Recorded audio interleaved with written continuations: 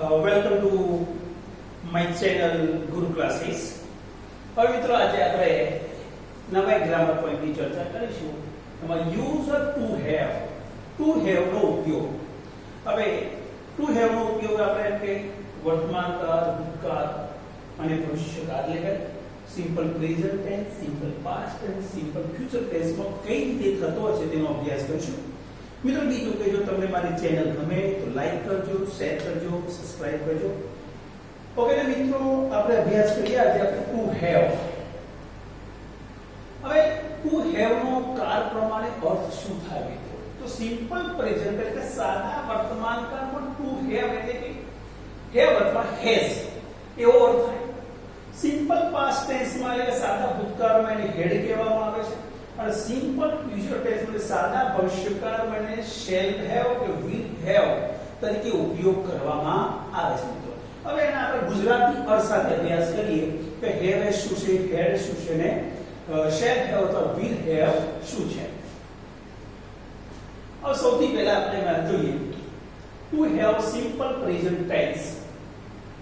અર્થ એનો વર્તમાન કાળમાં ટુ હેવ નો અર્થ ની પાસે હોવું થાય છે. ની પાસે હોવું. ફોર એક્ઝામ્પલ, મારી પાસે પેન છે, મારી પાસે છે, પાછા છે બોલું છું, એટલે ની પાસે હોવું એવો થાય છે. અને જ્યારે વાક્ય વર્તમાન કાળનું અને વાક્યમાં કોઈ વસ્તુની માલિકી દર્શાવવાની હોય ત્યારે ટુ હેવ નો ઉપયોગ થાય છે.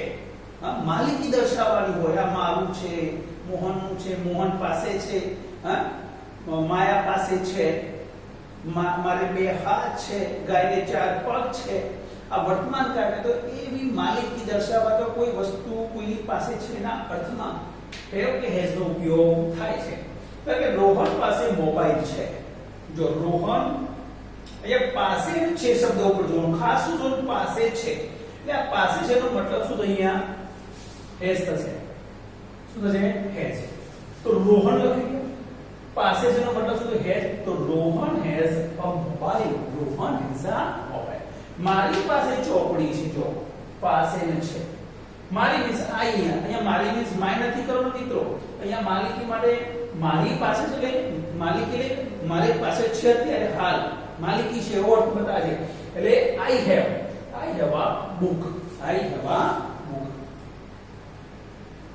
હવે તમે મિત્રો કહો કે હેવ નો ઉપયોગ ક્યાં કરવો અને હેઝ નો ઉપયોગ ક્યાં કરવો? હેવ અને હેઝ બંને સાદા વર્તમાન કાળના જે માલિકી સૂચવતા એક સહાયક ક્રિયાપદ કહેવાય. માલિકી દર્શાવતું કે મારી પાસે તથા મારી માલિકી છે. તો અહીંયા બીજો પર્સન એટલે કે ફર્સ્ટ પર્સન એટલે પ્રથમ પુરુષ, સેકન્ડ પર્સન એટલે બીજો પુરુષ, થર્ડ પર્સન એટલે ત્રીજો પુરુષ. સિંગ્યુલર એકવચનમાં આઈ, યુ અને હી શીખી આપ્યું છે. તો પ્લુરલમાં વી, યુ અને ધે આપ્યા છે.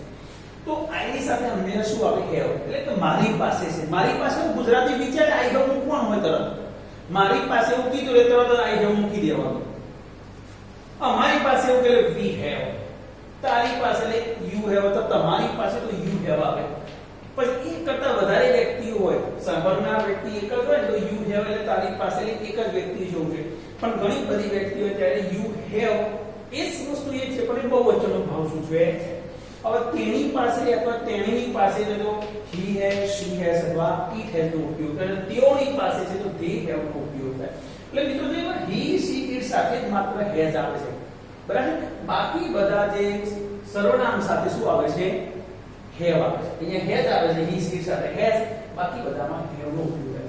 ફોર એક્ઝામ્પલ હી છે હું તમને કોઈ નામ આપ્યું વ્યક્તિનું, ધારો કે મોહન આપ્યું હોય, કેતન આપ્યું હોય, મૌલિક આપ્યું હોય તો પણ હેઝ જ આવે. પછી સી ની જગ્યાએ પર ગીતા આપ્યું હોય, મીના આપી હોય, સીતા આપ્યું હોય તો હેઝ આવે. એટલી જગ્યાએ કોઈ વસ્તુ ધારે કાવ તો હેઝ જ આવે. કાવ માટે એટલે કે જે નાન્યતર જાતિ એના માટે ઈટ વપરાય. ધારો કે ફેન તો ઈટ કહેવાય તો હેઝ આવે. પણ જો બહુવચન થઈ જાય, બે કે બે થી વધારે નામ ભેગા થાય તો શું થઈ જાય? ધે થઈ જાય. ધારો કે મોહન એન્ડ મિતેશ તો ધે કહેવાય તો હેવ આવે એની સાથે. ઓકે મિત્રો, હવે પ્રેક્ટિસ જોઈએ. અહીંયા આપણે સુધારો કરવાનો છે. અહીંયા આપણે પ્રેક્ટિસ ઓફ હેવ અને હેઝ. અહીંયા આપણે આ શું લખીશું? હેવ અને હેઝ ની પ્રેક્ટિસ. ઓકે, ગાયત્રી પાસે ચિત્ર પોથી છે.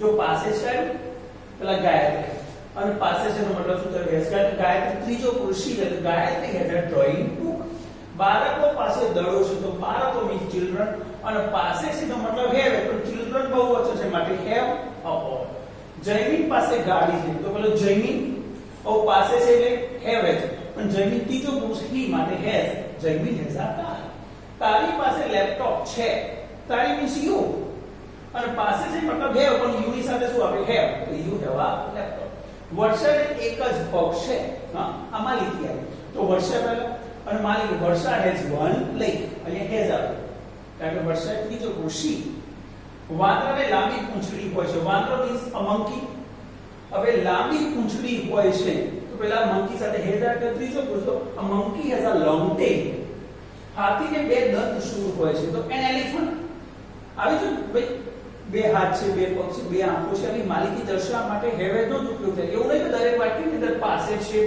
એવું આવે હા ગાયને ચાર પગ હોય છે મીન્સ એમાં પણ હેવ નો જ ઉપયોગ કે માલિકી બતાવે છે તો એલિફન્ટ હેઝ ટુ ટસ્ક્સ મારે બે હાથ છે માલિકી તો આઈ હેવ ટુ હેન્ડ્સ તો વર્તમાન કાળની વાત થઈ તો વર્તમાન કાળમાં આપણે જે ટુ હેવ નો અર્થ થાય છે ની પાસે છે અથવા ની માલિકી છે પાછળ છે બોલાય છે કે વર્તમાન કાળ છે અત્યારે મારી પાસે પેન છે તો I have a pen I have a wrist watch I have spectacles I have a mouse I have a remote control I have a duster okay તો આ વર્તમાન કાળના ઉદાહરણ થાય મિત્રો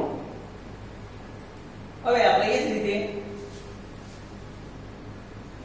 two have simple past tense માં જોઈએ સાદા ભૂતકાળમાં જોઈએ તો એનો અર્થ ભૂતકાળમાં ટુ હેવ નો અર્થ હેડ થાય છે જેનો ગુજરાતી અર્થ ની પાસે હતું અત્યારે નથી ભૂતકાળમાં હતું એવું થાય છે હવે જોજો ભૂતકાળમાં કોઈ વસ્તુની માલિકી હતી તેના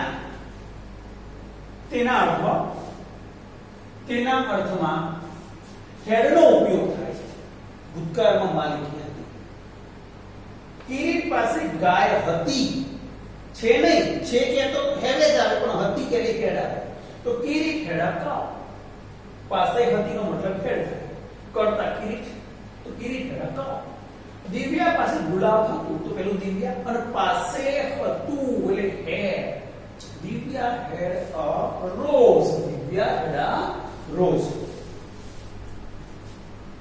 હવે જો મિત્રો જેમ આપણે જોયું પેલામાં આઈ તો હેવ અને હેઝ કોની સાથે આવે એનો કોડ તો I have we have you have he she it has they have અહીંયા તો દરેક સર્વનામ સાથે હેડ જ આવશે આઈ હેડ મારી પાસે હતું વી હેડ મારી પાસે હતું યુ હેડ તારી અથવા તમારી પાસે હતું યુ હેડ ની તારી અથવા તમારી પાસે હતું હી સી ઇટ હેડ તેની પાસે હતું હા બરાબર અને they had તેઓની પાસે હતું એટલે આનો ફોટો શું થાય I had we had you had he she it had they બધા સાથે had એક વચન બહુવચન સિંગ્યુલર હોય પ્લુરલ બધા સાથે had નો ઉપયોગ થાય દરેક સર્વનામ સાથે had નો ઉપયોગ થાય ઓકે મિત્રો ફેક્ટની જો હેડ ની ગાયત્રી પાસે ચિત્ર પોથી હતી એટલે ગાયત્રી કરતા લઈ લો ઓ પાસે હતી એટલે શું આવ્યું હેડ અને ચિત્ર પોથી ડ્રોઈંગ બુક બાળકો પાસે દડો બાળકો મીન્સ ચિલ્ડ્રન પાસે હતો એનો મતલબ હેડ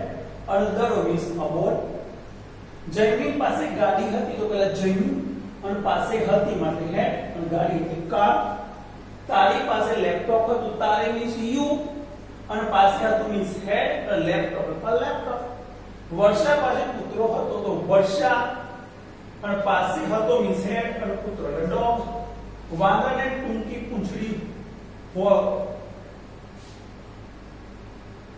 હતી નહીં પૂંછડી ન હતી વાંદરાને ટૂંકી પૂંછડી ન હતી ભૂતકાળમાં તો નહીં નકારાત્મક કે બનાવે છે તો વાંદરાને અ મંકી હવે ન હતી એટલે નોટ વાપરે had no a short tail a monkey had no અથવા not a short tail એટલે કે વાંદરાને ટૂંકી પૂંછડી હતી નહીં એના અર્થમાં છે પછી મનુષ્યને પૂંછડી હતી જોજો મનુષ્યના મેન અને હતી મીન્સ હેડ અને પૂંછડી ટેલ મેન હેડ અ પેન. મારે બે પેન હતી, મારી પાસે બે પેન હતી, તો આઈ હેડ ટુ પેન્સ.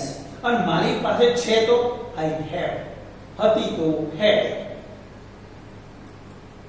હવે જે ફ્યુચર ટેન્સમાં ટુ હેવ નો ફ્યુચર ટેન્સમાં શું અર્થ થાય? ટુ હેવ નો અર્થ ભવિષ્યકાળમાં શેલ હેવ કે વિલ હેવ થાય છે, જેનો ગુજરાતી અર્થ થાય ની પાસે હશે અથવા ની માલિકી હશે. અત્યારે નથી ની પાસે, પણ કદાચ કાલે કે ભવિષ્યની અંદર એની પાસે વસ્તુ હશે એવો અર્થ છે. ભવિષ્યકાળમાં કોઈ વસ્તુ ની પાસે હશે અથવા ની માલિકી હશે તેના અર્થમાં શેલ હેવ કે વિલ હેવ નો ઉપયોગ થાય હશે. અત્યારે મારી પાસે પેન ના, આપણે કે આવતીકાલે હશે મારી પાસે, તો આઈ શેલ હેવ તો આઈ વિલ હેવ. ખાલી હેવ ની સાથે આપણે શું ઉપયોગ કરવો પડે? અહીંયા શેલ નો અથવા વિલ નો ઉપયોગ કરવો પડે. અને મિત્રો અહીંયા હું એ તમને કહું છું કે દરેક સાથે આપણે વિલ નો ઉપયોગ કરીએ તો વિલ હેવ બધા સાથે મૂકી શકાય. આઈ, વી, યુ, હી, શી, દે બધા સાથે. જગત પાસે નવી ગાડી હશે, જોજો હવે જગત તો લખવાનું કરતા, હવે પાસે હશે એટલે વિલ હેવ. શું કીધું? Will have. પાસે છે તો એટલું હેવ આવે, પાસે હતું તો હેડ આવે, પણ હશે તો વિલ હેવ અન્યો આવે. જોઈએ પછી સાથે બધો અભ્યાસ કરીશું મિત્રો. હવે આમાં પણ કોષ્ટક યાદ રાખવું પડે. હા, આઈ સાથે શું આવે? શેલ હેવ એટલે કે મારી પાસે હશે. વી શેલ એટલે અમારી પાસે હશે. યુ વિલ હેવ તારી પર તમારી પાસે હશે. યુ વિલ હેવ તારી પર તમારી પાસે હશે. હી, શી, ઇટ, અહીંયા ઇટ આવશે મિત્રો. હી, શી, ઇટ વિલ તેની પાસે હશે. અને દે વિલ તેઓની પાસે હશે. હવે અહીંયા જો મિત્રો કે આઈ અને વી સાથે શેલ નો ઉપયોગ કરે છે, પણ દરેક જગ્યાએ તમે વિલ હેવ આપે, અહીંયા વિલ હેવ મૂકી શકાય. આઈ વિલ હેવ બોલી શકાય, વી વિલ હેવ પણ બોલી શકાય, એટલે લખી પણ શકાય. એટલે જો તમે કદાચ શેલ હેવ નો ઉપયોગ કરવો હોય ભવિષ્યની માલિકી માટે, તો માત્ર આઈ અને વી સાથે જેનો ઉપયોગ કરી શકાય. અન્ય સર્વનામ કે કર્તા સાથે શેલ હેવ નો ઉપયોગ ના થાય. શેલ હેવ નો ઉપયોગ માત્ર ને માત્ર આઈ અને વી સાથે થાય. જ્યારે વિલ હેવ નો ઉપયોગ તમારે કરવો તો દરેક સાથે કરી શકાય.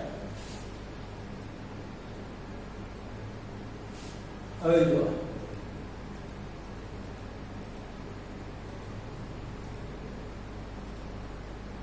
અહીંયા આપી ચેતન પાસે નવી ચોપડી હશે, તો પહેલા ચેતન અને પાસે હશે એટલે વિલ હેવ, અને નવી ચોપડી એટલે ન્યુ બુક.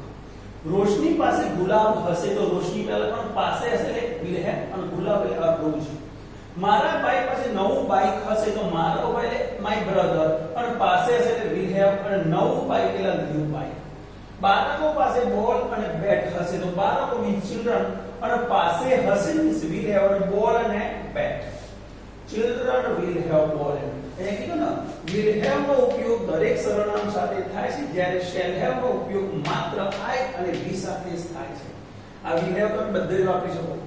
ભવિષ્યમાં માલિકી માટે વિલ હેવ નો ઉપયોગ દરેક સર્વનામ દરેક કર્તા સાથે કરી શકાય, પણ શેલ હેવ નો ઉપયોગ કરવો તો આઈ અને વી સાથે.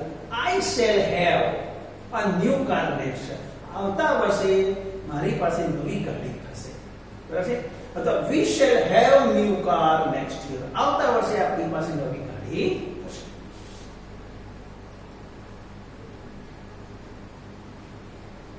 હવે મિત્રો ટુ હેવ માટે આટલું યાદ રાખો. Present tense, simple past tense, future એટલે કે વર્તમાન કાળ, ભૂતકાળ અને ભવિષ્યકાળ. વર્તમાન કાળમાં શું ભણ્યા આપણે? હેવ. એનો મને ની પાસે છે, ની માલિકી છે, પાછળ છે શબ્દ આવે. તો ભૂતકાળમાં હેડ નો ઉપયોગ થાય માલિકી માટે. ની પાસે હતું, ની માલિકી હતી, હતું હતી, પાસે હતું અથવા ની માલિકી હતી એટલે હેડ આવે. વર્તમાન કાળમાં માલિકી એટલે હેવ.